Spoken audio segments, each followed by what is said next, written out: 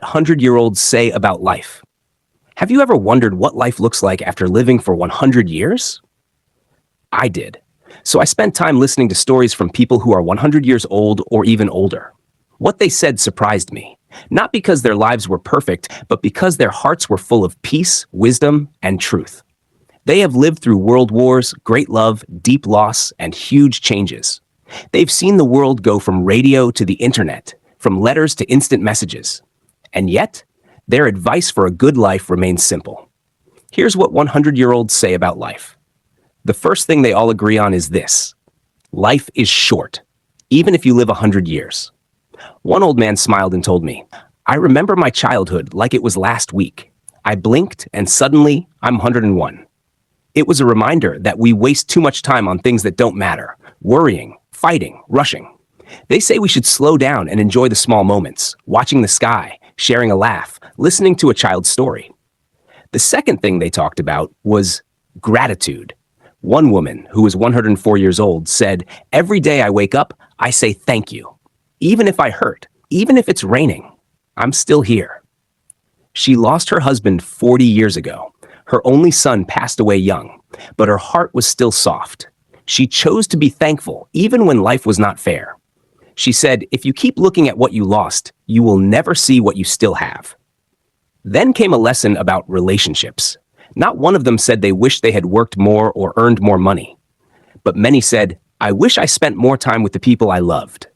One man, who had turned 100 recently, said, "I used to be proud that I worked 12 hours a day.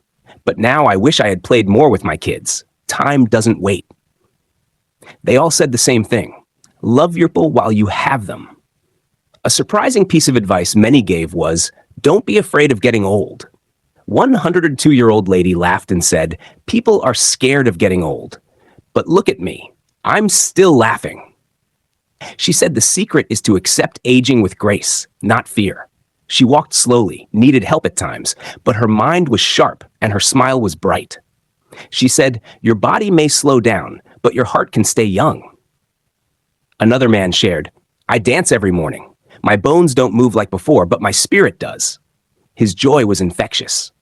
They also talked about forgiveness.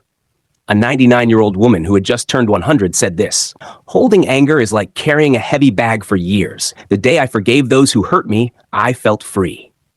She had tears in her eyes. "Don't wait till you're old to forgive," she said. "It's not for them, it's for you." Health, of course, was a big topic, but what surprised me was that they didn't talk much about pills or diets. They talked about movement and mindset. "Keep moving, even if it's slow," said one man. "Don't sit and wait for death." He still walked in his garden every morning and called it his daily prayer walk. They also stressed the importance of keeping your mind active. "Read, learn, be curious," said a 101-year-old schoolteacher. "Don't stop growing just because you're old." She said her secret was simple: every day, learn one new thing and share one kind word. And finally, they spoke about joy.